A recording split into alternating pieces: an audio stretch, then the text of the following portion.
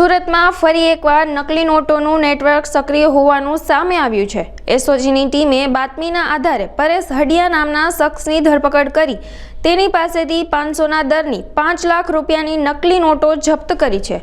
ચોંકાવનારી વાત એ છે કે આરોપી છેલ્લા 6 વર્ષથી રત્ન કલાકાર તરીકે નોકરી કરે છે અને છેલ્લા 1 વર્ષથી આ કાળા કારોબારમાં જોડાયેલો હતો। તપાસમાં સામે આવ્યું છે કે આ નોટો એક જ સિરીઝની અને અત્યંત હાઈ ક્વોલિટી પ્રિન્ટિંગ વાળી છે। જોકે બારીકાઈથી તપાસ કરતા તેમાં સુરક્ષા થ્રેડનો અભાવ જોવા મળ્યો હતો। આરોપી પરેશ આ નોટો વરાછા, કાપોદ્રા અને સરથાણા વિસ્તારમાં છૂટક રીતે વટાવતો હતો। તે અમરેલીના રાજુ વાઘમસી પાસેથી આ નોટો મેળવતો હતો। હાલ મુખ્ય સૂત્રધાર રાજુ વોન્ટેડ છે, જેને પકડવા પોલીસે ચક્રો ગતિમાન કર્યા છે।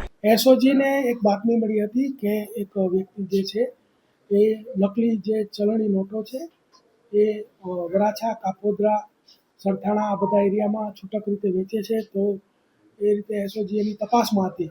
તો ગઈકાલે જ એસઓજીની તપાસ દરમિયાનમાં જે મિની રોડ વરાછાની અંદર બેગમાંથી એક વ્યક્તિ જે છે જેનું નામ છે પરેશ હડિયા, જેને 5 લાખના 500ના દરની નોટોના મુદ્દામાલ સાથે ઝડપી પાડેલ છે।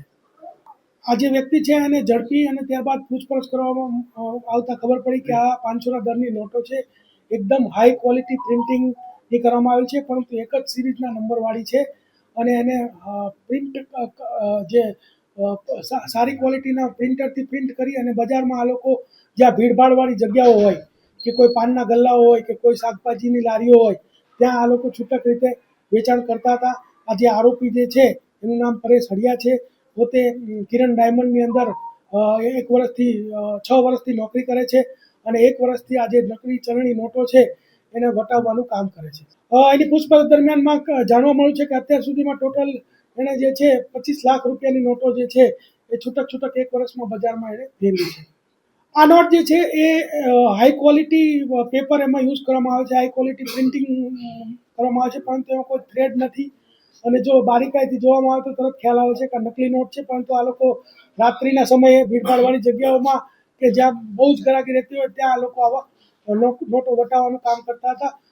તેમજ એની પૂછપરછ દરમિયાનમાં એ પણ જાણવા મળ્યું છે કે આ જે નોટો છે એ રાજુ કનુભાઈ વાઘમસી સાવરકુંડલાનો જે વ્યક્તિ છે તેની પાસેથી આ લઈ આવતો હતો અને બંને ભાગમાં આ ધંધો કરતા હતા।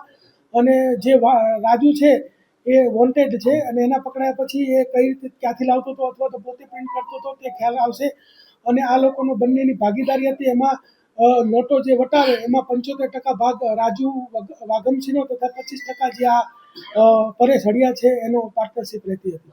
આરોપી છે રત્ન કલાકાર છે અને કિરણ ડાયમંડમાં કામ કરતો હતો અને 1 વર્ષથી આ ચલણી નોટો વટાવવાનું કામ કરતો હતો। આગળ જે રાજુ કનુભાઈ વાઘમસી સાવરકુંડલાનો રહેવાસી છે એને ધરપકડ કરવામાં આવશે અને ત્યારબાદ એ પોતે ત્યાં સેટઅપ કે એવું લગાવીને નોટો બનાવતો હતો કે પછી એ પણ બીજા કોઈ વ્યક્તિ પાસેથી લાવતો હતો, એ રીતે આખી કાર્યવાહી કરવામાં આવશે।